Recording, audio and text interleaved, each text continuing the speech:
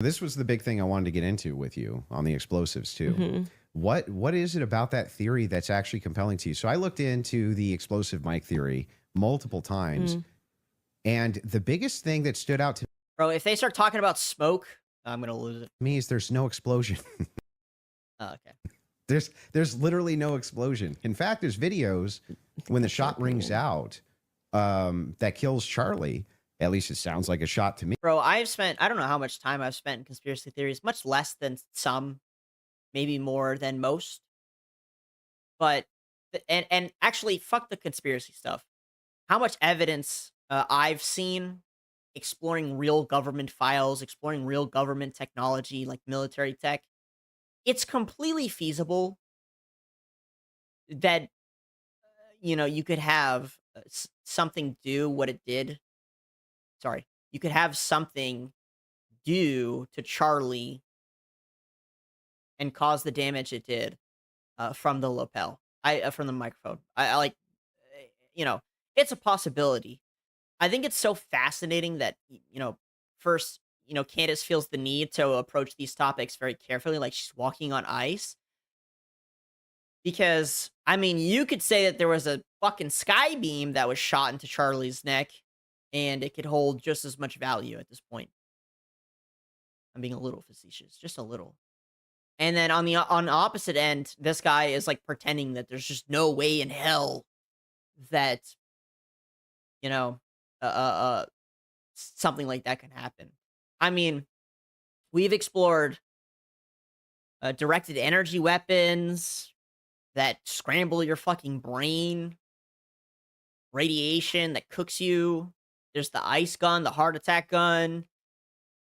There's the lasers from TRBs, like, B2, even B2 bombers and everything. Like, government technology is crazy. So, like, it's not entirely outside the realm of possibility that he was killed by something else and that the whole thing is a conspiracy. Like, it's at least possible. You know what I'm saying? Like, it's at least possible at minimum. I'm not saying it, it is real.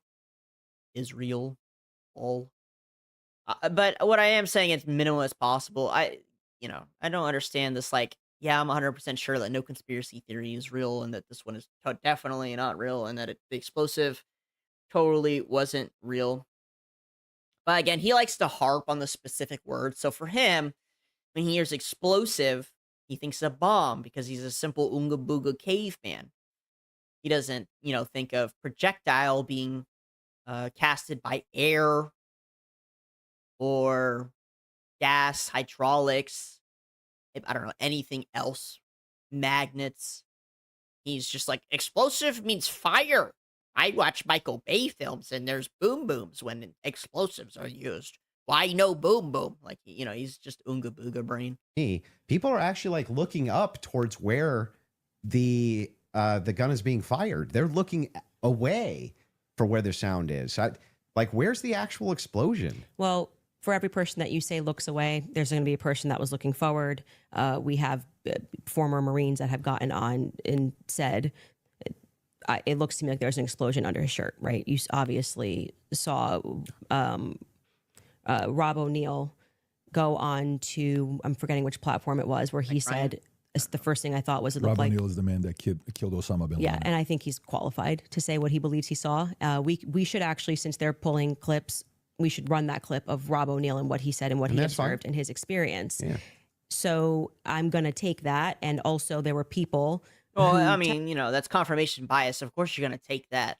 But I've seen very much for and against. I don't know how even or uneven it is, but I'm not saying to discredit the guy. That's for sure. I think it looks really weird.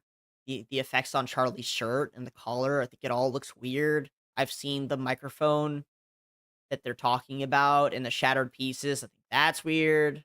I'm not convinced one way or the other, which I think is how most people should see things, just in general. Like, immediately spoke to the media that day, who said the same thing, that they thought that something happened under his shirt. That was actually, if you go back to like my first episode, when I was just observing what I saw with my eyes, I was asking the serious question. I was seriously saying, why is it like somebody shot him from underneath? Why is his shirt moving first? That doesn't make sense to me. And that's because of air dispersal from the bullet. So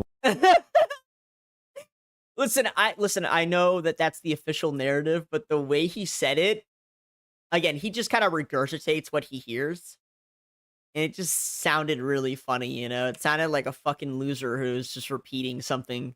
Like, oh, I know the reason. That's because of air dispersal from the bullet. I watched an hour YouTube video.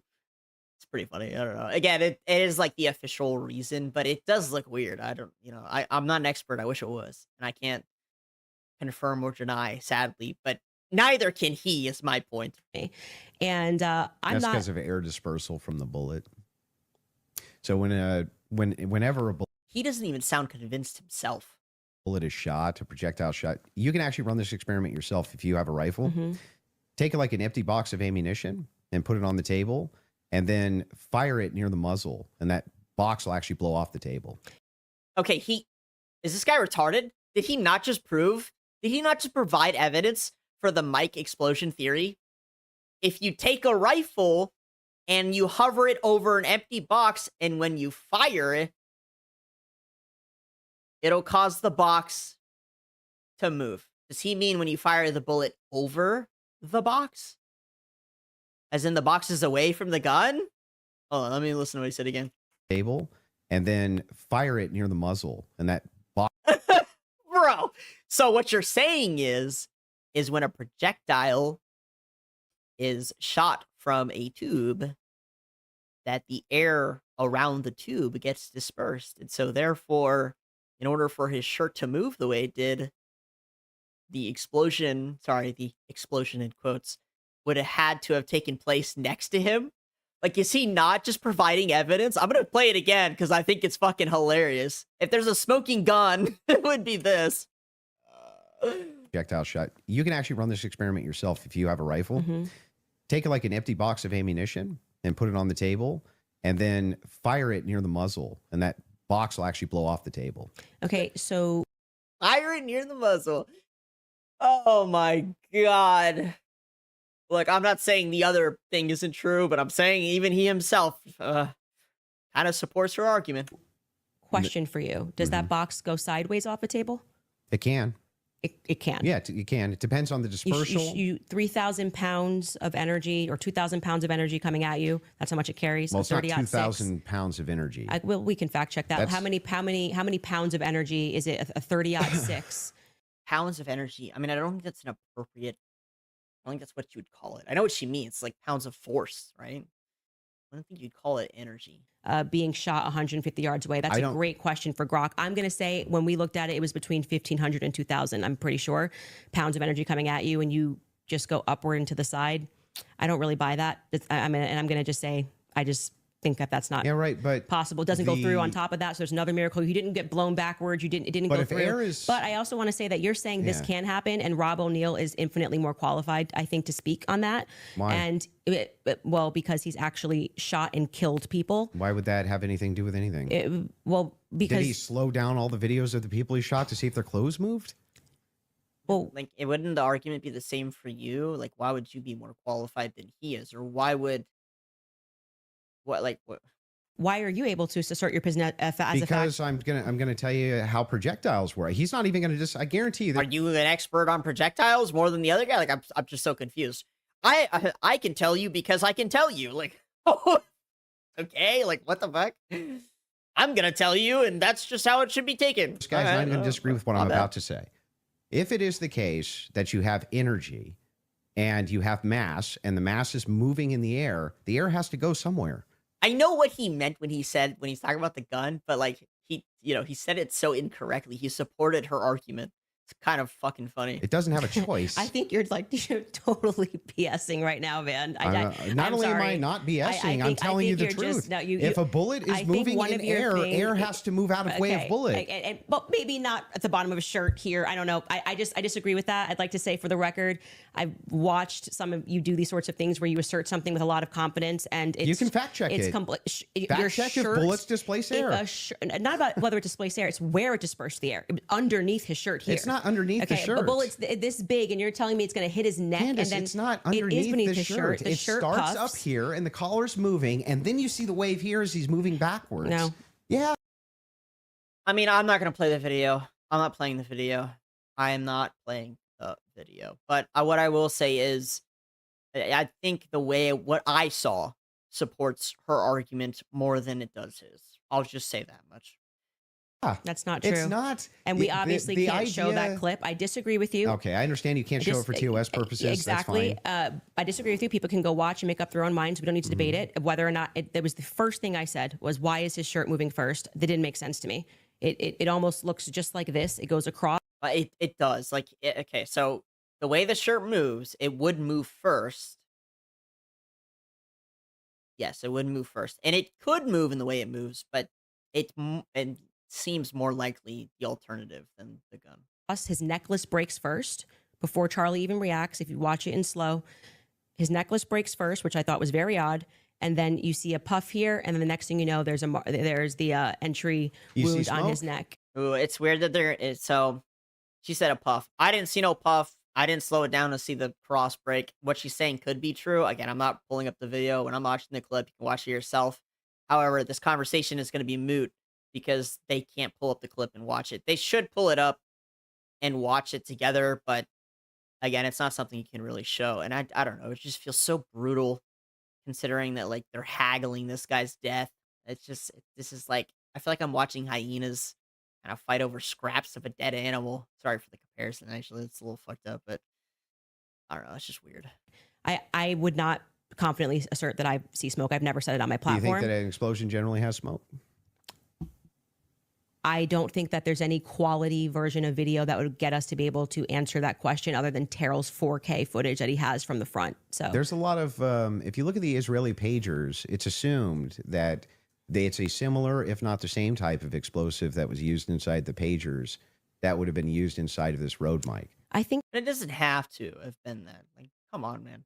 Like I said, you don't need a fire ignition to cause a projectile to move from one area to another. You don't. Okay, there's tons of other ways it could have happened.